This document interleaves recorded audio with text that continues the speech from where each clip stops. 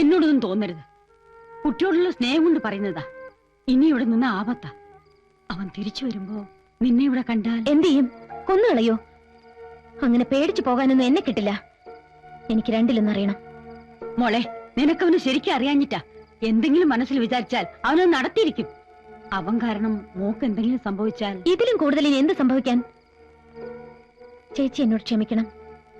ഫീച്ചറും പത്രവും എന്നൊക്കെ ഞാൻ പറഞ്ഞത് വെറും നുണയാ. എനിക്കെല്ലാം തന്നു ദൈവം, എല്ലാം. പക്ഷേ സ്നേഹം, ദയ, അത് മാത്രം കിട്ടിയില്ല. അമ്മയുടെ തോരാത്ത കണ്ണീർ, അച്ഛന്റെ നിസ്സഹായാവസ്ഥ, രണ്ടാനമ്മയുടെ ക്രൂരത. വർഷങ്ങൾക്ക് ശേഷം ബിസിനസ് എല്ലാം മതിയാക്കി അച്ഛൻ സിംഗപ്പൂരിൽ നിന്ന് നാട്ടിൽ വരുന്നു എന്നറിഞ്ഞപ്പോൾ അമ്മയ്ക്കും എനിക്കും സ്വർഗം കിട്ടിയതുപോലെയായിരുന്നു. പക്ഷേ വീട്ടിലേക്ക് വന്നു കയറിയ അച്ഛനോടൊപ്പം ഒരു സ്ത്രീ ഉണ്ടായിരുന്നു, പത്മാവതി. അച്ഛന്റെ ബിസിനസ് പാർട്ട്ണർ. വെറും ബിസിനസ് പാർട്ട്ണർ മാത്രമായിരുന്നില്ല, അച്ഛന്റെ ലൈഫ് പാർട്ട്ണർ കൂടിയായിരുന്നു ആ സ്ത്രീ എന്നറിഞ്ഞതോടെ പാവം എന്റെ അമ്മ തകർന്നു പോയി. അവരുടെ അധികാരവും അഹങ്കാരവും നിറഞ്ഞ പെരുമാറ്റം അധികം നാൾ അമ്മയ്ക്ക് സഹിക്കേണ്ടി വന്നില്ല. ആ സ്ത്രീയെ നിയന്ത്രിക്കാനുള്ള ശക്തി അച്ഛന് നഷ്ടപ്പെട്ടു കഴിഞ്ഞിരുന്നു. എത്രയോ രാത്രികളിൽ ഒറ്റയ്ക്കിരുന്ന് കരയുന്ന അച്ഛന്റെ മുഖം ഞാൻ കണ്ടിട്ടുണ്ട്. മാനസിക പീഡനവും കുറ്റബോധവും ആയിരിക്കാം അച്ഛനെ ആത്മഹത്യയിൽ കൊണ്ടെത്തിച്ചത്. അച്ഛന്റെ മരണത്തോടെ ഒരു സത്യം ഞാൻ മനസ്സിലാക്കി. ഞങ്ങളുടെ എല്ലാ സ്വത്തുക്കളും ആ സ്ത്രീ അച്ഛനിൽ നിന്നും കൈക്കലാക്കി കഴിഞ്ഞിരുന്നു. എല്ലാം ഉണ്ടായിട്ടും ഒന്നുമില്ലാത്തവളായി ആ സ്ത്രീയുടെ അവഗണനയും പുച്ഛവും സഹിച്ച് ഒരു അനാഥയെ പോലെ എനിക്ക് അവിടെ കഴിയേണ്ടി വന്നു. സ്വസ്ഥത അതെന്നും എന്റെ ജീവിതത്തിൽ നഷ്ടപ്പെട്ടു കഴിഞ്ഞിരുന്നു. ഒരിക്കൽ പോലും സ്നേഹത്തോടെ ആ സ്ത്രീ എന്നോട് പെരുമാറിയിട്ടില്ല. അവരെ സംബന്ധിച്ചിടത്തോളം ഞാൻ ആ വീട്ടിൽ ഒരു അധികപ്പറ്റായിരുന്നു. വീട്ടിൽ നിന്നും ഇറങ്ങിപ്പോയാൽ അവർ തിരിച്ചു വരുന്നത് രാത്രി എപ്പോഴെങ്കിലും ആയിരിക്കും. ഒറ്റപ്പെട്ട പകലുകളിൽ എനിക്ക് ഏക ആശ്വാസം മഞ്ജുവിന്റെ വീടായിരുന്നു. നഷ്ടപ്പെട്ടു പോയ സ്നേഹവും വാത്സല്യവും എനിക്ക് അവിടെ നിന്നും കിട്ടി. അല്ലെങ്കിലും മമ്മി ഡാഡി ഇങ്ങനെയോ ഒന്നിനും സമ്മതിക്കില്ല. ആന്റി, മഞ്ജു വാക്ക് കൊടുത്തു പോയതല്ലേ. ഒരു ആഡ് ഫിലിമിൽ അഭിനയിച്ചു എന്ന് വെച്ച് ആർക്കും ഒന്നും സംഭവിക്കാൻ പോകുന്നില്ല.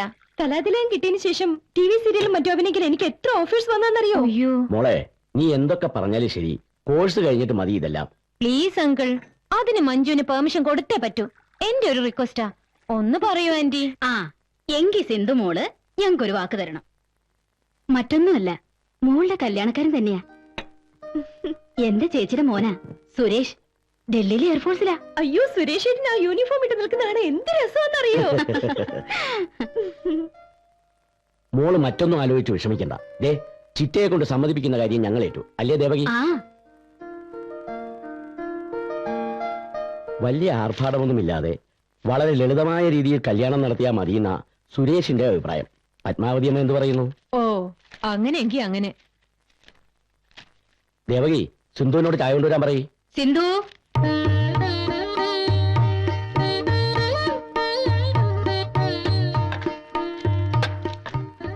ദാ, നിങ്ങൾക്ക് എന്തെങ്കിലും സംസാരിക്കണമെങ്കിൽ ആകാം. അത് ഞങ്ങൾ ഡൽഹി പോകുന്ന വഴിക്ക് സംസാരിച്ചോളാം. അല്ലേ സിന്ധു?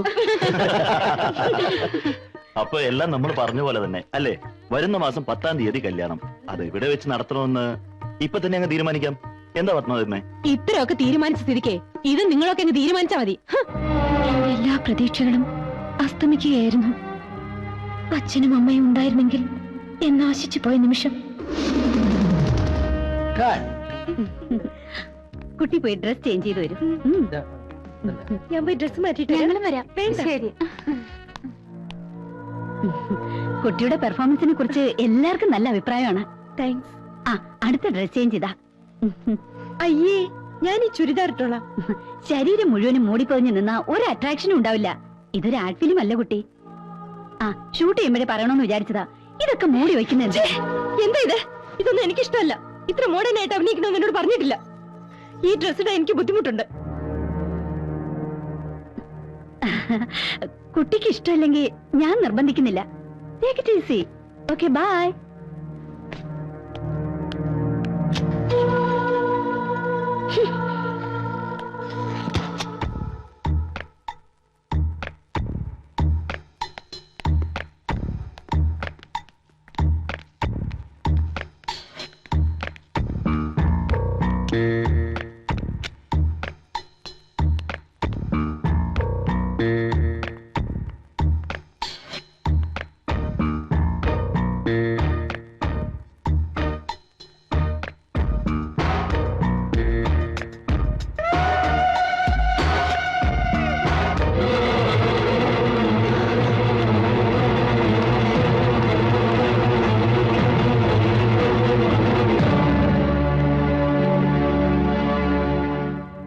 ഫിലിമിന്റെ പേരിൽ അവിടെ വേറെന്തൊക്കെയോ വൃത്തികേടുകളാണ് നടക്കുന്നത്.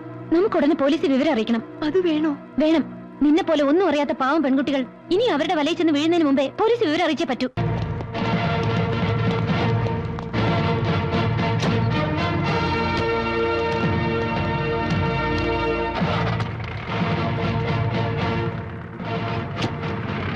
ആ ഒരു സംഭവം എന്റെ ജീവിതത്തിൽ ഇത്രയും വലിയൊരു ആഘാതം സൃഷ്ടിക്കുമെന്ന് ഞാൻ ഒരിക്കലും പ്രതീക്ഷിച്ചില്ല. ഞാൻ ഇവിടെ ഉണ്ടായിരുന്നു, ഇങ്ങനെയൊന്നും സംഭവിക്കില്ലായിരുന്നു. ആ സമയത്ത് തിരുവനന്തപുരത്തെ കെട്ടിയെടുക്കണമെന്ന് പറഞ്ഞ് DIGയുടെ ഫോൺ. ഇത്രയൊക്കെ ആളുകൾ ഉണ്ടായിട്ട് എന്ത് പ്രയോജനം? നാറാവുന്നിടത്തോളം നാറിയില്ലേ ഞാൻ. സ്റ്റേഷനിലെത്തും മുമ്പേ ജാമ്യവുമായി ആളുണ്ടായിരുന്നില്ലേ അവിടെ? കേസ് പോലും ചാർജ് ചെയ്യാതെ പുഷ്പം പോലെ ഇറങ്ങി പോന്നില്ലേ ദേവയാനി? ആ സിന്ധു എന്ന പെൺകുട്ടി നേരിട്ട് വന്ന് റിട്ടേൺ കംപ്ലൈന്റ് കൊടുത്ത സ്ഥിതിക്ക് SIക്ക് നടപടി എടുക്കാതിരിക്കാൻ പറ്റുമോ? അതും പുതുതായി ചാർജ് എടുത്ത ഒരാൾക്ക്. എന്നെ അപമാനിച്ചവളെ ഞാൻ വെറുതെ വിടില്ല. ഈ വരുന്ന 27-ാം തീയതി അവളുടെ വിവാഹമാണ്. ആ വിവാഹം നടക്കാൻ പാടില്ല. ഞാൻ അനുഭവിച്ച വേദന, അപമാനം അതവൾ ജീവിതകാലം മുഴുവൻ അനുഭവിക്കണം.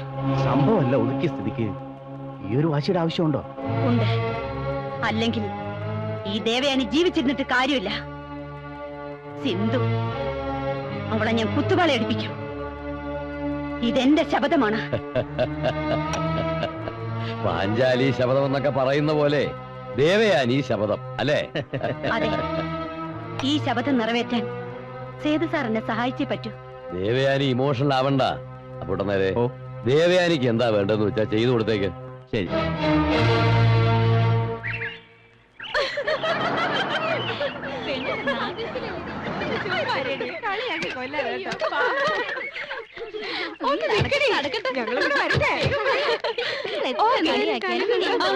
ഹലോ, ഞാൻ വെയിറ്റ് ചെയ്യായിരുന്നു ഇത്ര നേരം. വാ, അകത്തിരിക്കാം. നീ റെഡിയാവും, ഞങ്ങൾ ഇവിടെ ഇരുന്നോളാം. ആ ശരി, സന്തോഷം കണ്ടില്ലേ?